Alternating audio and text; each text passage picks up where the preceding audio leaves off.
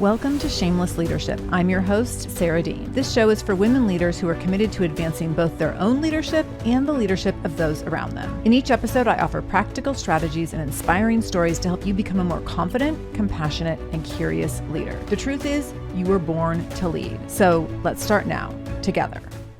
Hello, Shameless Leaders. Today, I am sharing an interview with my dear friend, Jennifer Hudson, and I'm so excited about this conversation. Jennifer and I know each other because we share a speaking coach, and we're in a mastermind of speakers where we get to be together in person a few times a year, online a number of more times per year, talking about speaking things, but also getting to know each other as women, as moms, as leaders, and sharing all sorts of inside scoops. She's ahead of me in the motherhood journey. Her youngest child, went to college in this last year. And so about a year ago or so, as we were communicating, she started talking to me a little bit about the complexity of emotion with your youngest baby leaving the nest and the exciting opportunities that come with that, the pride you have in that, and also how bittersweet it is, the sadness, the grief. I mean, for me, I anticipate the devastation. And so we started talking about that. At the same time, she knew that her father's health was deteriorating. And so she really anticipated 2025 being a year that would just be massive change for her. And as life moved on throughout the year, there came this point where we started having a conversation about what would it be like to talk about navigating grief and loss as a leader on the podcast, and going through some really specific things that she thought she had been preparing for and been preparing well for this year, and to some extent definitely had been. And then also, what are the pieces that you can't prepare for? So even if you are the most organized person and the most, great at planning out everything in life, how do you navigate grief? And what are the components that you can plan and prepare for? And then what are the things that you just don't see coming, that come out of nowhere, that continue to come out of nowhere months, if not years, after the loss or after a significant transition in your life? So that's what we're going to be talking about today in terms of what that's looked like for her, where that overlaps with her professional world and the work that she does with other leaders. So it's a good conversation, and a really thoughtful one in terms of wrapping up this year and thinking about, what do you want next year to look like for yourself? What have you navigated this year? And what does that mean for you moving into 2026? What do you want to release? What do you want to reclaim? So let me tell you about Jennifer professionally, her fancy bio. So Jennifer R. Hudson is an award-winning communications leader with more than 25 years of experience helping organizations strengthen and grow their brands through strategic, effective communication. She has led communication programs, facilitated workshops, launched businesses, and secured high-impact media coverage for both corporations and nonprofits. Prior to founding ThinkBeyond Public Relations, Jennifer served as the Vice President of Communications at British Airways, overseeing internal and external communications across 18 markets. And she's held high communication roles at Sabre and at American Airlines, where she was a Spanish-speaking spokesperson. Jennifer is also an accredited public relations professional, APR, a certified mentor and coach supporting entrepreneurs and social impact leaders, and a past president of the PRSA Greater Fort Lauderdale. She was named the PRSA Greater Fort Lauderdale's 2024 Communicator of the Year, which is such a cool award. And most notably, Jennifer is the proud mom of 2 grown children who still love coming home to visit their mom on a regular basis, which is something I aspire to achieve. So out of everything that she's accomplished, this is the one where I'm like, oh, how do I do that? So this is a great conversation, a very thought-provoking conversation, a fun conversation in spite of some of the intensity of what we talk about. So listening to hear Jennifer share the difference between mentally preparing for change, loss, and grief, and then actually enduring them, how navigating change and life transitions has improved her leadership focus and her personal and professional goals, practices that help leaders stay centered and purposeful when personal life changes collide with professional responsibilities, the unique opportunities that come out of hard seasons to create new and transformational experiences and fun and joy and things that really bring richness to our lives. She also talks about how vulnerability builds leadership trust and how perfectionism erodes it. She talks about the importance of giving yourself time to reflect on 2025, release what needs to be released, and then claim or reclaim what you want to own and carry forward into 2026. And she gives us a PR framework, this really fantastic, simple framework that can really deeply impact how leaders can use how can leaders can sustain visibility and consistency in their communications without burning out or losing themselves in the process. So, lots of good stuff in here, from tactics and tips to emotional processing. We cover it all. So, with all that, please join me in welcoming Jennifer R. Hudson to Shameless Leadership.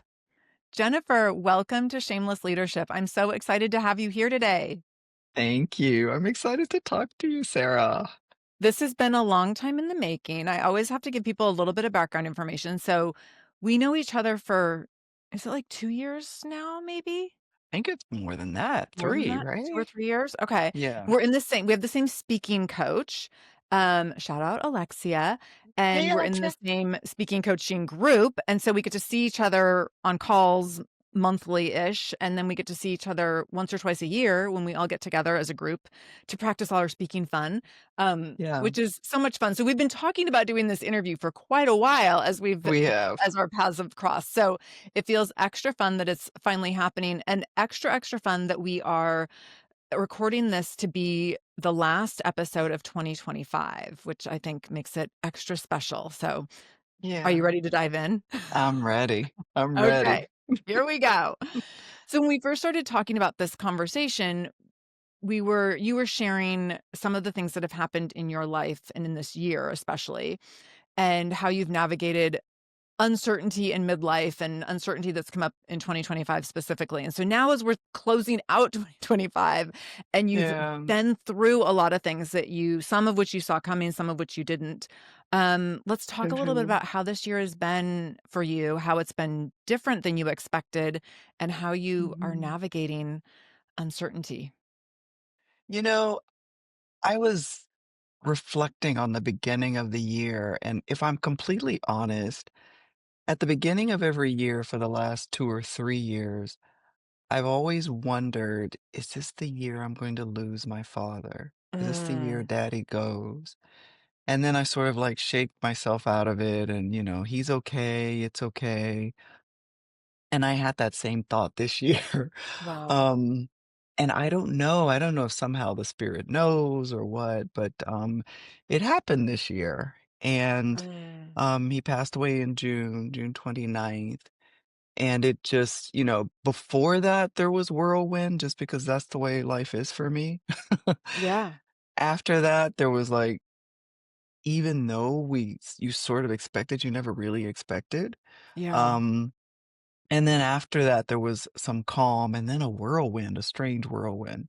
And at the Mm, same time, I knew because he had been here with us for a year that my son would be going off to medical school, that it was his gap year and that he'd be leaving. But when it actually happened, maybe because it came sort of on the heels of my father's death, there was just an extra level of grief mm, that I had to navigate, a new view of myself as a mother, as a daughter of a father who I adored and who adored me, just a sort of reimagining of myself and life, and if I'm still trying to navigate it, but, yeah. yeah, it's been the navigation of it all is something that is ongoing, I think. Someone told me very bluntly, like, "You just never get over it, you just learn to deal Mm, with it," and yeah. so, that's where I am. I think it's interesting to think about the ways that we anticipate change and disruption in life and even grief, and then the way we actually navigate it or actually find ourselves in it. And Yeah. um as a planner who likes a strong sense of control, I think about, like, when Vinny's 13, but I think about when he leaves, here's how I'll prepare for that. And I think about my mom who's 87 and, like, when she's gone, like, here's how I'll manage it, process it, get through it. But I think being in it is just so different. And I think It that is. and I mean, you can speak to this obviously very differently than I can from personal experience. I'm curious the difference between kind of how you had mentally planned for these things versus how you actually felt navigating them. You know, there's something that I've defined now as a grief spike, Mm, Um, and it's when the grief just becomes unbearable and I have to allow myself to feel it. Like, a couple of times I haven't been able to move, um, crying so hard that I couldn't get out of my bed, mm, Um, and we always sort of like think we know these things are going to happen mentally one day, but when you're actually in it, it's the grief spikes that have really surprised me the most. Um, and I've just had to allow them to happen. Allow them to happen and say, "I'm in one right now." Um, you know, it happened during our retreat in Vegas, I remember you that. know? I remember you came into the conference room we were in one morning, and you said, like, "I had a grief spike this morning." Yeah, Um, yeah.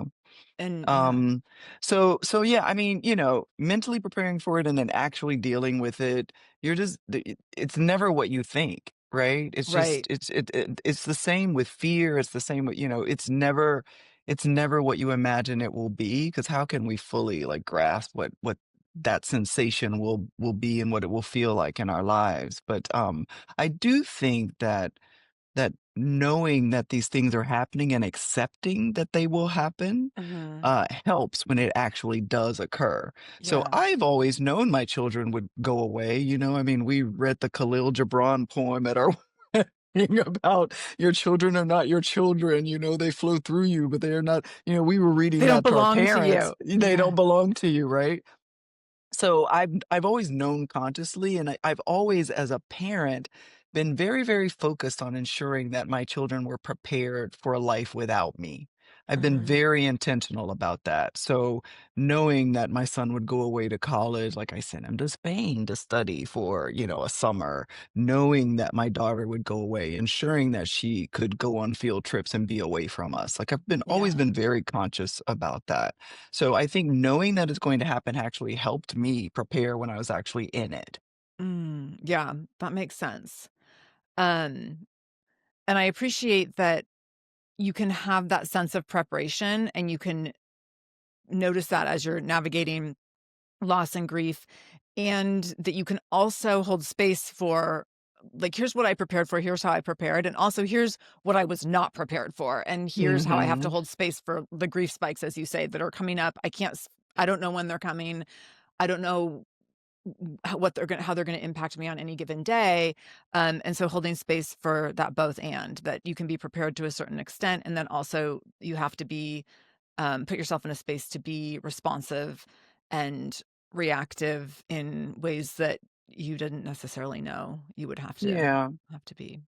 I've been using the word grace a lot. Like I just had to Mm, give myself a lot of yeah, grace. Give myself a lot of grace. Like it's okay to feel what you feel. It's okay to be whatever you need to be right now. Because you're kind of in survival mode. yeah, yeah. Can you speak a little bit about, the ti the timeline about the timeline for grief for you? When I think about leaders and high achieving women, who are the people that I attract who listen to this, um, we tend to be people who are like, "Okay, here, I'm gonna put, like, this side of time for this, or I'm gonna, like, it can go in this framework or on this timeline." And from what I know of grief, from how I've experienced it and how I've heard other people talk about their experiences, is you can't put a timeline on these kinds of things, and you don't Mm-mm. know when things are gonna show up, but you also don't know the necessarily the, emotional endurance that will be required of you. And I'm Mhm. curious for you, especially as it relates to work and leadership and how we show up as leaders. What has that piece been like, as this is now spanned? 'Cause your husband or your son left for school in the fall of 2025, and He you're left for medical school in January, oh, and okay, so it's it's on really schedule. interesting because medical school was different than undergrad in a way that Oh, because it's like he's really gone now. yeah. Like the Okay. college student, my daughter comes back and, it just feels like we've Okay. moved him out. Okay. Anyway, go ahead. Yeah, no, so yeah, so the timeline of processing, what has that been like for you in terms of, did you have expectations for, like, I'm gonna give myself a week or a month or 2 months, and then and like that timeline has maybe not been what you thought it would be? Surprisingly, as a strategic communications planner and strategist, you would think that would have been my MO, but it actually wasn't. Mm, There is a spiritual component to my life that knows that these things take time. Watching my own parents manage grief has been really yeah. helpful for me. My Yeah. mother lost her mother when she was in her early 20s. My father, when he was in his 40s, lost his mother and father. And I just, watching them has shown me that there is no real timeline that I could expect to adhere to. Yeah. Um, and in the meantime, stuff's gotta get done, you Yeah. know? Yeah. And in the meantime, stuff's gotta get done. So, what I did found, like I said earlier, that there was like a whirlwind, my father passed, Patrick went away, and then another whirlwind. And what I noticed is that during those whirlwind moments when I was doing, I've been traveling so much this year, Mm, I didn't have time to, like, sit and think and and sort process. of marinate in the fact that I was experiencing these losses. So, Mhm. what would happen, is that I'd come back home and have my quiet space, and then the grease fire would come. It's in those quiet moments. Yeah. So, Yeah. I've had the opportunity to witness a lot of your not quiet moments, your louder moments this year. So online, things that you've shared online, big career successes that you've had, and a lot of fun that you've had in your career this year, and a lot of fun that you've had in your career that's been really like being louder and using your voice and your body and your leadership skills and all these different ways. And that's been really cool yeah. to see. And I can hear that and understand that juxtaposition, like being out there and doing big, important, and impactful work, and then coming home and having that total opposite quiet place where then you are in this place to be more reflective. Can you Yeah. talk a little bit about how life transitions and grief have impacted the way that you lead, and then accessing your leadership voice and being able to go into that part of yourself when you've been in those bigger spaces? Yeah, I have found that, and this could also come with age in this middle period of life, but I think it's for sure as a result of my father's death and Patrick moving away. Like, I don't want to use profanity, but they're just it's kind of like you You just can use don't profanity. have too many I don't want to. You don't All have good. too many F's to give, right? Like Yeah. you just like, there's no messing around. I wanna focus on what's important, get the thing done, and it's not impatience, it's focus. So, Yeah. it was like when I first turned 50. It's like, "Oh my gosh," like, at the most, I've got, like, another 50 years. Mhm. Everything has to matter now. I don't have time for the BS. Like, I've got the Yeah. stuff has to matter. And it's heightened for me right now. As a matter of fact, in like planning for my own business for next year, I realize there are things that I just need to completely stop doing, that I need to weed out. And it's all about the focus. How can I be much more strategic, be more focused in as many areas of my life as possible? Because life is short. Life Yes. is short, and I want the moments to matter. Yeah. And, travel means so much to me, experiences with my family mean so much to me, and I work on my own because I value all of those things. Um, and so, yeah, it's just like, it's gotta matter. Like, we have this saying, we say, "Fuck the dumb shit." Like, it's got Yes. to matter now, Yes. you know? Yeah. That's so Yeah. funny, having just turned 50, 2 weeks prior to recording That's this. right. Welcome. But thank you, it's so fun to be here. Um, it's been interesting, especially in the last 2 years, starting to really notice the things that I don't care about, and noticing that other people who are 5, 10 years younger than me still care about certain things where I'm like, "Oh, I don't care about that anymore." Yeah. Or that doesn't matter to me anymore, or I'm not offended or impacted, or I don't have the time or energy or capacity to be distracted by the certain things. And still Um, maintained your empathy for them because they're in that place, right? yes, yeah, Yeah. yeah. Yeah, yeah. And I notice it in women. I notice women apologizing to me for certain things. So like in the context of like mom like carpool moms, for example, like, oh, we didn't do our fair share of carpooling for the baseball, whatever. And I'm like, I don't care. I don't like, Nobody's keeping that's score. right. Yes. Like no one's keeping score. I don't think you're a bad person if you drove one time less than me last week, or like, I don't have the time to read into it. Yeah. Um, there's other things I'll judge about you for sure at this, like, but so it's interesting the things that like I can let go, and I'm just like, I can't, like, that's just not on my list anymore. Yeah. So yeah, I can hear that and I can understand it. And I started thinking probably 3 or 4 years ago about if I have like 20 years left to work, what does that mean? And that felt like Yes. a really short amount of time, even though 20 years at a certain point in my life felt like a very, very long time. And now I'm like, oh my gosh, there's Right. maybe only 20. I mean, maybe at this point, less than 20 years that I'll be working. And that, to your point, that feels like, what am I going to do with this precious time? How do I want to have the Yeah. most impact? How am I going to be focused on the right things? And Yeah. I think there's a level of discernment. That Mary Oliver, what will you do with your one wild precious life? Is Yes. that how it goes? Yeah. Yes, yes, Yeah. and the Yeah. discernment that comes with that, Mhm. I'm really enjoying that. It Yeah. feels good. Yeah. It feels It good. does. It does feel good. As we navigate these changes, life changes and life losses, and, again, the things that we see coming, the things that we don't see coming, what are practices that leaders can use to stay centered and purposeful in terms of managing and using our finite and precious energy on the things Mhm. that we really want to be most focused on, in terms of how we want to be growing and taking accountability or responsibility for the work that we want to do, whether that is in our personal or professional life. You know, from a personal perspective, what helps me so much, and I started this, I don't know, we're almost into 2026. I started this about 6 or 7 years ago, having a morning practice. Mm, And it sounds so cliche and we hear that everybody, but I really commit to my morning practice of meditation, prayer, and exercise. It is something that is grounding. I find I'm more creative. I'm more open. I'm more curious. Like it just helps me in so many ways. And mhm, having that personally is so important for me. On a professional level, I think it's always really important to, as a business owner, as a business leader, anyone really in the women, professional women, is reflecting on the organizational values that your business has. What is it that we've said we believe in? And taking a look at your own leadership through the lens of those values.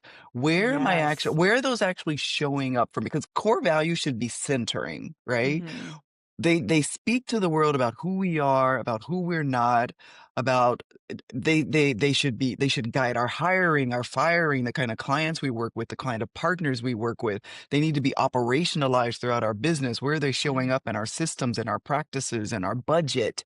If I don't mhm. see a budget attached to a core value, I know it's probably not real for your business. And Oof, so good. right, we know this in the age of like DI program cuts and Yeah, anyway. Um, Centering on those values and looking at them through looking at your leadership through the lens of those, like, where am I in a very tangible way I don't know, integrity. Where am I operating with integrity in my relationship with my staff, in my relationship yeah, with my boss, in my relationship with my customers? What does that look like for me? And how am I holding myself accountable to that? I think doing that on a consistent way is very, very grounding and so important. I lead core values, vision, and mission workshops with organizations, and we do just that. We look at it from an individual level, at a departmental level, and at an organizational level. How am I showing up with these values? How are we as a department? And of course, how are we as an organization? I think it's so powerful. They're more than just pretty words on your website. You mhm, know, your core yeah, values have to be lived and breathed throughout the organization. And it starts with us as leaders. How am I living it? Because once you walk the talk, your mhm. employees see it, your staff see it, your colleagues see it. Absolutely. And it brings meaning and purpose to the work that we're doing. I think if we can't, Hmm. if the work that we're doing, and whether this is in the workplace, whether this is in community work outside of what we get paid to do, whether this is the work that we're doing in our families and in our households and within multiple generations of our families, an extended family, um, if we can't connect what we're doing to bigger values, then I think we lose the sense of meaning and purpose, and our connection to it is not as strong, and then upholding any of it it doesn't matter to the same extent. And I was actually just at Mhm. dinner with girlfriends last night, and we were talking about retirement, and we were joking about, like, their kind of, like, countdown to retirement, how young can we do it? And I was like, "I can't imagine ever retiring, because I can't imagine ever" all I see is, like, more and more meaningful work I wanna do, whether it's Yeah, paid or volunteer work. Like, I'm just so excited about so many things I wanna do.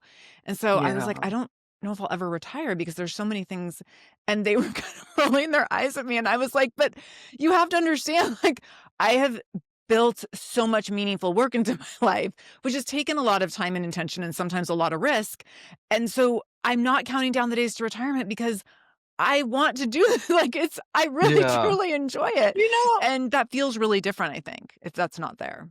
yeah, I think that it depends on how you define retirement. Like, what does Yeah. retirement mean, Right, right? As a right, leader, obviously, if you work for a company, you're retiring and leaving that company. right. But even so, like, that doesn't mean that you have to stop and slow down. My 84-year-old mother is more busy than any, you know? Love What it. does retirement mean? There are Yeah, ways for us to give back and to support and continue to do good work and impact lives. And, you know, we are both, like, committed to we wanna see transformation in people's yeah, lives, and yeah, so I don't think that work ever stops, you yeah. know?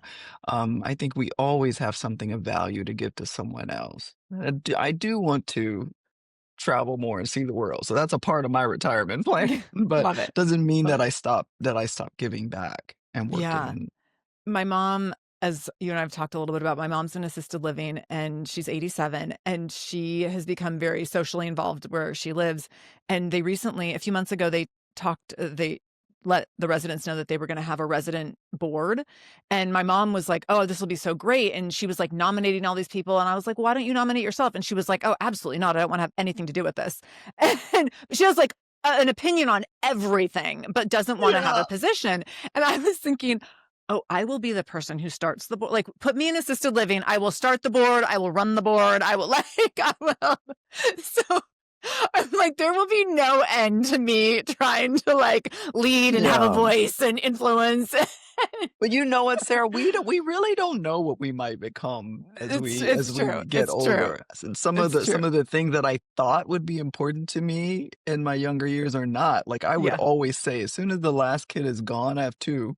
As soon as the last one's gone, we're out of here. We're gonna move to Spain. That was yeah, always my dream. I didn't realize that as I got older, my parents would too. I yeah. don't wanna be that far from them. So, Right, we right. never know I what we know, we might never know. become. It's true, it's Yeah, true. Yep, yeah. definitely.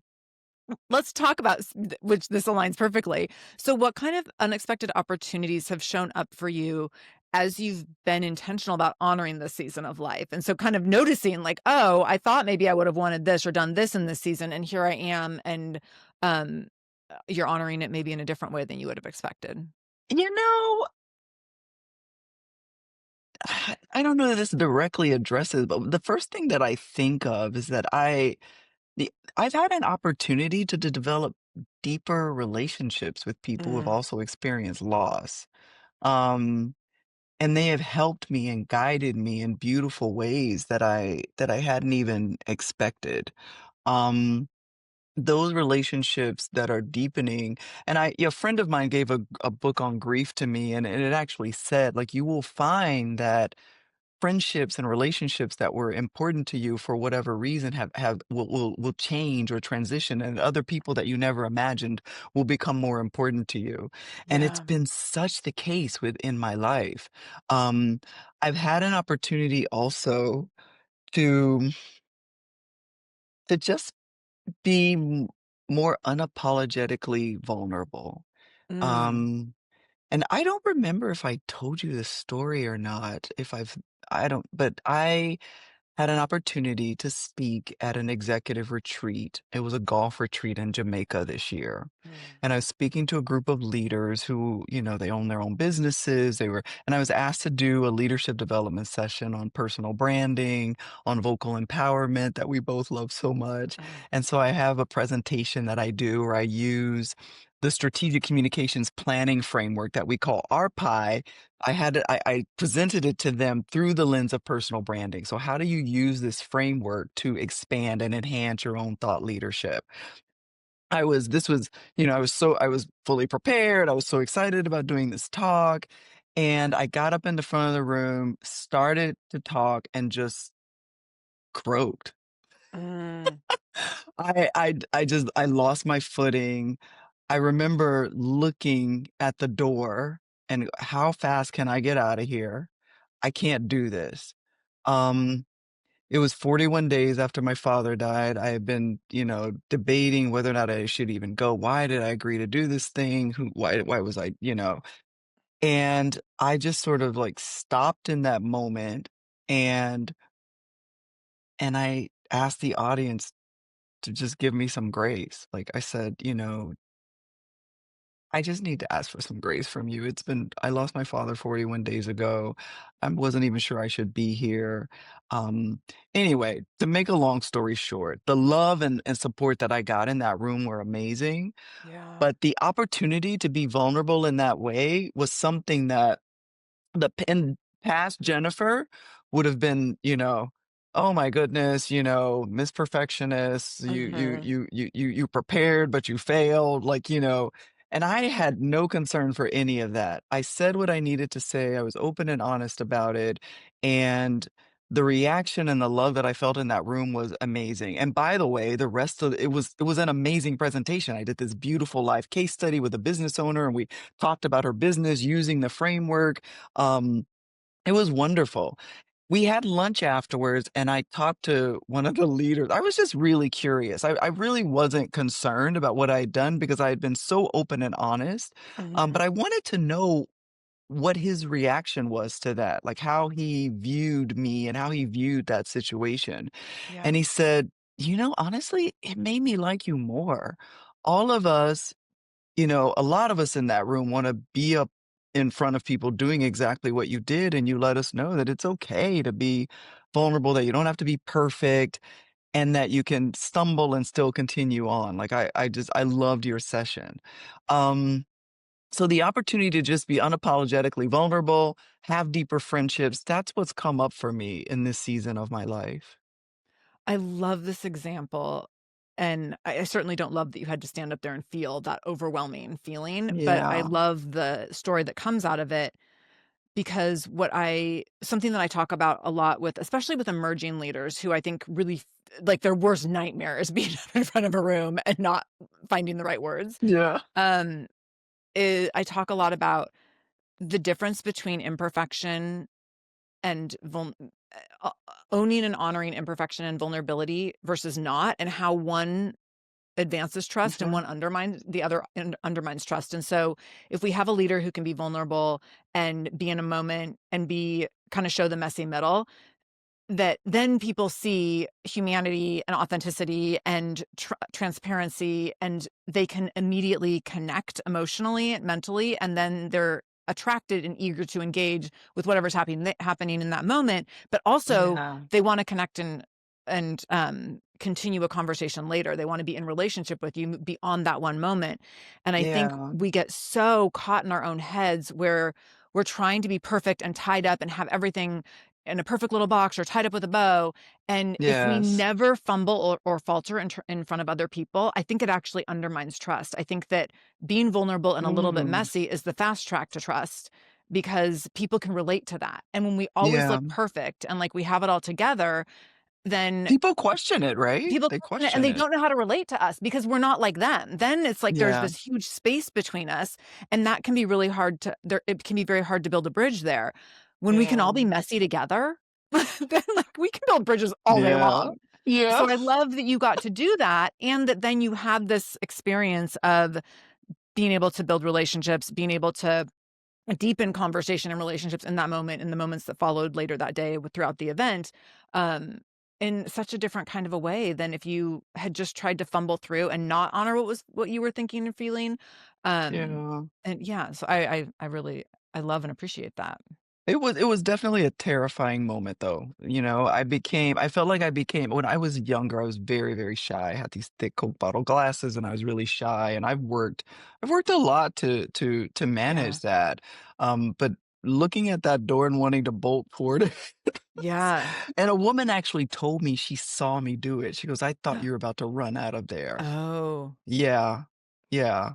It was pretty amazing. Interesting.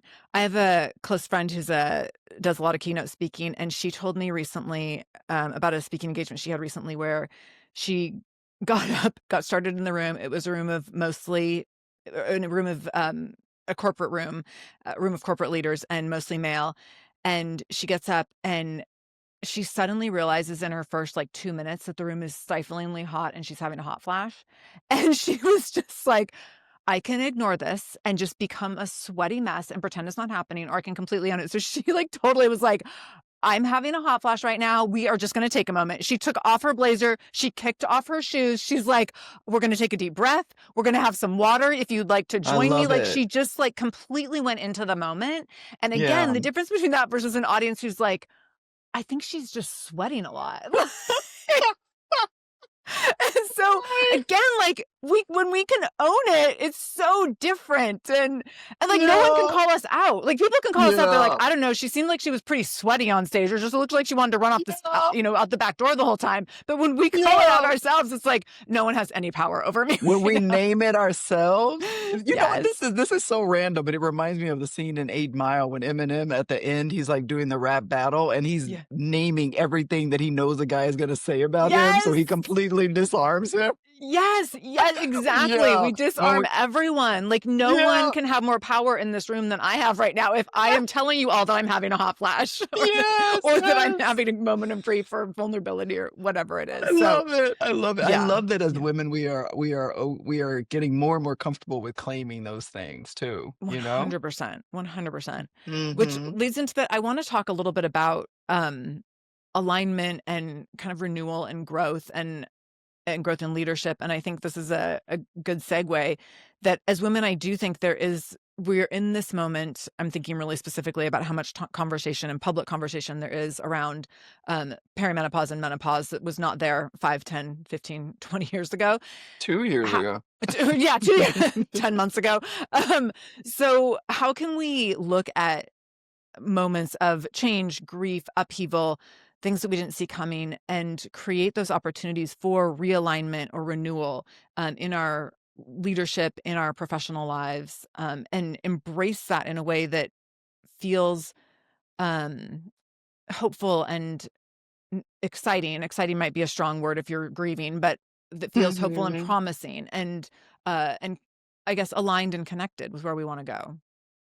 So you're asking how do we embrace those moments and move through them? Yeah, and how can we use those moments to intentionally realign rather than Mhm, mhm. I think sometimes the inclination is like, well, I need to get through this so I can get back to normal versus Yeah. I'm working with something that's changing me. And now for me to be in alignment and do the work that I want to do, it might look a little bit different. And like your example of like, it might look like embracing vulnerability in a really public way. Yeah, again, things have to get done, and Hmm. the grief of the moment is going to hit you no matter what. I can't Yeah. tell you how many people have told me this story about, oh, his name is not coming to me, the director in Atlanta, how he talked about after his mother died, he just went on this whirlwind of busyness, and then when it finally hit him, it hit him hard and knocked him to his knees, the grief of losing his mother. Things have Hmm. to get done, and we also have to one of those things that have to get done is us taking care of ourselves, and I think acknowledging that we deserve this time of grief Yeah. and rest and reflection and just to be able to sit in it, I think is the Hmm. number one way to continue moving forward. Like even if it means, you know, jotting some time in your calendar just to sit and think and to reflect on the loss that you've had, if that's what it takes for you, I think that you have to do that. Um, because you've got to deal with it, and everything else in your life is going to suffer if you're not dealing with it. Um, And I have the luxury of working from home, and so Mhm. it's easier for me to just, like, walk away and go and lie down if I need to.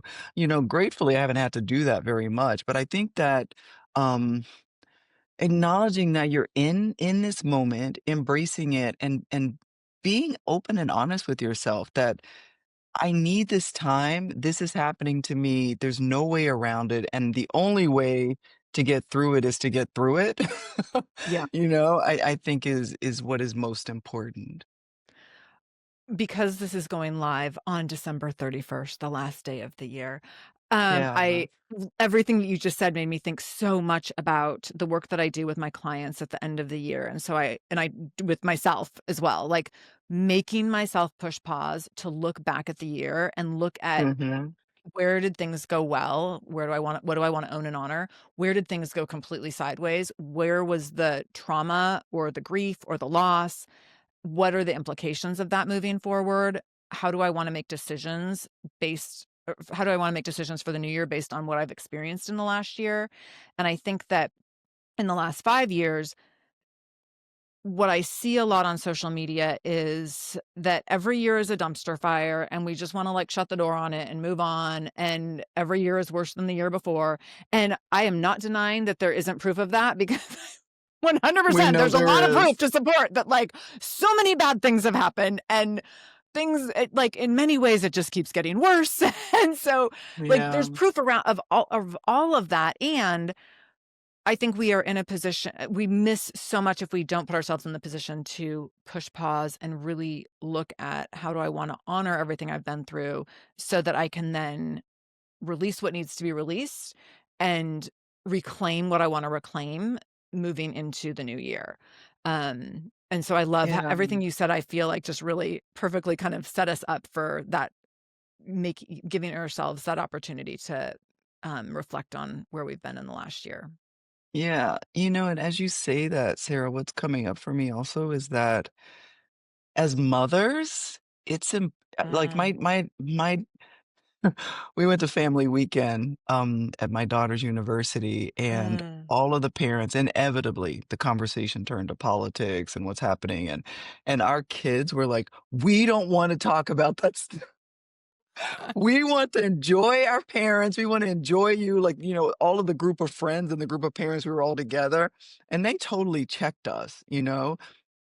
And so, even as we reflect on what's happened in the past and reflecting on all the bad things, I think as a mother, I'm not putting on a fake face at all, but it does my children inspire me to consistently look for the hope and to look for the hopeful moments, Yeah, because if I don't, I'm impacting them, and I still wanna protect their peace as much as possible.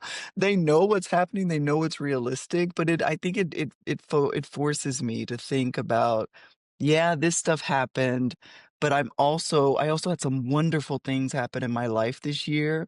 How yeah. can I do more of that even as I leave the stuff behind? And the stuff that I wanna leave behind, what can I learn from it so that it doesn't impact me in the same way or that I can move beyond it or whatever?" There's some learning in all of it. Yeah, absolutely. I love that. Yeah. As we get closer to the end of our conversation already, it goes so fast. No! I wanna talk a little bit Same! about I know, we need to have, like, 4 hours for this. I know, I I wanna know. talk a little bit about sustaining visibility. So how can we, moving into a new year, how can we sustain visibility and consistency in our communication, in our vocal empowerment and visibility as, you and I do so much work around that without Mhm. out or losing ourselves in the process, especially if we're coming off of a year where we feel maybe like we've maybe been in some burnout or loss of self because of what the world has demanded of us. Yeah, I'm gonna get a little technical now to answer your question. There is this beautiful framework that in the world of public relations we call RPI. It was what I was Mm, sharing with those leaders in Jamaica. It's research, planning, implementation, and evaluation. And as thought leaders, as someone who wants to expand your thought leadership and develop your personal brand, it's important to, at the very least, think through each of these stages, and I'm going to explain them very briefly. In the Okay. research phase is what am I doing today that I can keep, that in doing a communication SWOT on yourself. Where do I do a Mm, really great job of communicating? Where am I weak? Where are there opportunities in the marketplace for me to expand my thought leadership? And what are the threats to me being able to do that? Doing an audit of where you're communicating today. Am I active on social? What kind of emails am I sending? And looking at the content when I'm communicating, what am I communicating? And yeah. then in the planning phase, well, and first of all, before going through any of this, what is it that I want for myself? What's my Mm, big goal as a yeah. leader for my thought leadership? What do I really want to achieve? In the planning phase, thinking through what do I want? Where do I want this communication, these communications activities that I'm going to engage in, where do I want them to take me a year from now? So what's the big goal? And then Yeah. who are the people that I want to speak to? So who are the key stakeholders? Who are the audiences that I most need to reach? And what are the messages based on what my secret sauce is, based on what I'm passionate about talking about? What are the messages that I want to direct to those audiences in the channels where they live, work, and play? Because the burnout happens when we're trying to do all the things. And I like Yeah. to say, we don't all need to be on TikTok. Where are the Yeah. people that you're trying to reach, right? Where are your key audiences? And so getting very structured and strategic about where the communication should happen is Mhm, key. mhm. In the implementation phase, what is it that I can do most effectively and when am I going to do it? So in the implementation phase, we're thinking through who's going to do what, when, and with what budget. So who do I need to support me? Are there partners I can use? Are there folks who are communicating about things that are aligned with what I'm communicating that I can tag or that I can comment on? How often am I going to do that? I only have capacity to look at one LinkedIn post a week. That's okay. The consistency is what's important. It's the consistency, the lack of consistency that really is the death knell to communicating, to great communications. Being Mhm. consistent, even if it's only one thing every 3 months, like I say, do that thing. And then in the evaluation phase, how will I know I've been successful? What are going to be my metrics of success? And those don't have to be monetary. Those don't have to be a new job. Those could be people are talking to me more on my comments. Some people are coming up to me more and saying, "Hey, I love that thing you wrote about." And so having a framework and a process for your communications activities, I think, is the best way to prevent burnout, to keep yourself focused and structured and strategic. I hope that doesn't sound like a lot, but the point is just to have some strategic thinking time. Mhm. What is it that I want to achieve? What is it that I really want to say? What are the things I want to put out most in the world? To whom are they important? For those people for whom this is important, where do they live, work, and play? What are those channels through which I can communicate to them? How am I going to get this done? And what do I want to? What will success look like for me? That's my long roundabout way of answering that question. I That's love the it. best way to maintain visibility, to stay strategic, and to prevent yourself from burning out. I mean, I remember when I first decided to do email marketing, I was like, I can only manage an email a month. So I did an Mm, email a month. And then yeah. when I had capacity for more, I did more. Yeah. But not not overstretching. Is that a word? Not Right. stretching yourself. Yeah. I think that's Yeah. great, and I think that that allows us to, it puts boundaries on it so that Yeah. we yeah, that and that's like the power of a framework or a formula is like we have boundaries on it so then we can let go Yeah. of, "Am I doing enough? Not too much?" Like, yeah. Exactly. And then Exactly. we can add to it from there. Exactly, and there are always gonna be inevitable things that come up that disrupt the Right. flow of whatever we want it to do, but if Yeah. we've got the general framework in mind and we're committed to it, it makes all the difference in the world, and that's the work I do at an organizational level with companies. Like, you can take this, our pie is so wonderful. I have a colleague in Texas that used this framework to lose weight. Like, it can be applied. Oh my gosh, I've I u love it. it's amazing. Like, I've used this framework to with fund development folks. I've used it with executive leaders. I use it in my work as a communications consultant. It is so powerful. It's just Oh, having the structure and adapting to mhm. what's possible for you. So good. Can you tell people before we go to our final question, because you brought up your work, tell people how you work with others and where let's go into where people can find you, connect with you, ways that you work with folks, before we go into our Yeah. final question. Okay. Yeah. So I work with small to mid-sized businesses and nonprofits, and I help them develop communications plans using that framework that I just described, Mhm. looking at all the aspects of the organization. And I love our pie so much because it closes gaps. It helps you uncover opportunities you didn't know were there. Importantly for me, it requires the input of the diverse voices in your organization. Because if you're Mm, going to put something out into the world, you want to make sure that it's authentic and believable. And the best way to yeah. do that is to involve different voices in your staff and not me sitting with the leader and deciding what to talk about. Mhm. So I do that work. I lead the core values, vision, and mission workshops I talked Mhm. about. I lead corporate messaging workshops for leaders and teams to help them get aligned and clear and consistent about how they communicate. And what comes out of that is this wonderful guide for how you should talk about your business everywhere you communicate, everywhere you market, everywhere you sell. So Love that. hiring, job descriptions, advertising, all of it. And then I also teach and train communications professionals how to do the kind of stuff I do. And then, I like you, I am a certified Step Into Your Moxie vocal empowerment facilitator, and I love doing that work. It is So so much fun. powerful, right? Seeing people transform before your very eyes. That's where I've People gotten to can see you dancing on stages in the last years, doing all stepping into your moxie, dancing on stages, having I roomfuls of know. people dance with follow you through dan Oh my gosh, So that was fun. so amazing having those leaders do the Jennifer Hudson spirit tunnel for me, like, Oh not my gosh. the Jennifer Hudson say, oh, it was that was amazing. So You fun. can reach me, please connect with me on LinkedIn, Jennifer R. Hudson. Think Beyond Public Relations is the name of my business. I'm on Instagram and Facebook as well, and YouTube, Think Beyond Public Relations. And, Perfect. yeah, that's how folks can reach me. And of course, Um we'll link everything in the show notes. So if people go yeah, to and my email, sarahdean.com. jen Okay. at wethinkbeyond.com, Jen at Okay. wethinkbeyond.com. I'm gonna add that note here. I didn't have your email in my list there. There we go. Let's see. Oh my goodness, Jennifer, this was so fun. It went way too fast. I Again, like I want to know. do 4 more hours, but we can't. No. So No, we before cannot. I let you go, we can't today, but you can always come back.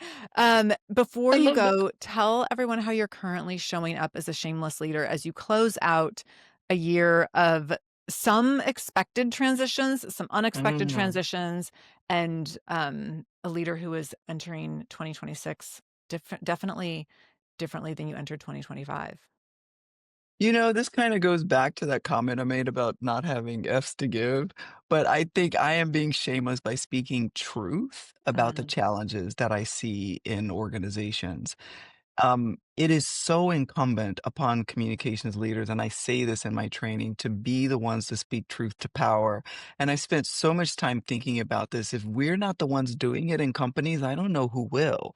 Like we yeah. have, even ethically, the Public Relations Society of America has a list of ethics that we abide by, and truth telling is one of the primary ones. I Mm, can't help an organization change or transition or transform if I'm not able to be open and honest about the challenges that I see. yeah. This year, actually this month, marks year 30 that I got my first corporate communications job at Oh my American gosh. Airlines in Dallas. December 20th, 1995. Um, that's another story for another day, but a 757 flew into the side of a mountain in Cali, Colombia, and I had my first major experience managing crisis communications. I've God. been doing this work a long time and seen so many changes with both the companies I've worked in and the clients I've worked with. And every single time, like I grew up in an environment where the communications people, the public relations people were speaking truth to power. And Mhm. so as a shameless leader, it is incumbent upon me to be a truth teller and to be open and honest, because that's the way that, change happens, and that's the way that we protect brands, and that's the way that we Yeah. ensure growth, and that's the way that we ensure that business thrives. Oh my gosh, I love it so much. Thank you, Jennifer, for being Thank here. We you. finally got to make this happen. It was absolutely amazing. I want everyone to Yeah. go connect with Jennifer on LinkedIn, on Instagram. I'll link up everything, all the links that you mentioned. I'll put in the show notes. So wherever you're listening to this episode, on YouTube, on any podcast platform, you can just look in the description, and all of the links and ways to connect with Jennifer will be right there. Or you can go to sarahdean.com into our podcast library and find the episode with Jennifer Hudson there. Thank you for being here, my friend. I'm Thank so happy you. that we made this happen, but I'm also so So am grateful I. for you, for your work, that we get to do amazing work together, Yeah. and that we get to share conversations like this with the world. I know. It was wonderful. Thank you, Sarah. Thank Can't wait to you. see you in 2026. I know. Oh my gosh. Thank you for allowing me to spend time in your ear today. If you liked this episode, be sure to subscribe to this channel. To learn more about my speaking, training, and coaching services, visit sarahdean.com. That's SARADEAN. I would also love for you to connect with me on LinkedIn at sarahdean.com/LinkedIn or on Instagram at sarahdeanspeaks. I love hearing from my listeners. Thank you for showing up for yourself today. I see you, I hear you, and I'm holding space for you today and every single day.